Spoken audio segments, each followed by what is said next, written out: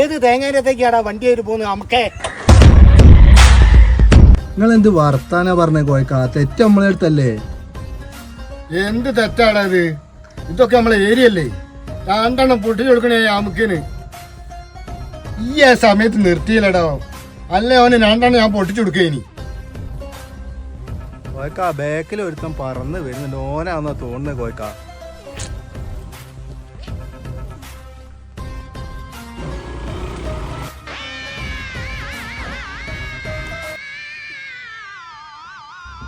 കോയക്ക ഓൻ തന്നെയാണ് വരുന്നത്.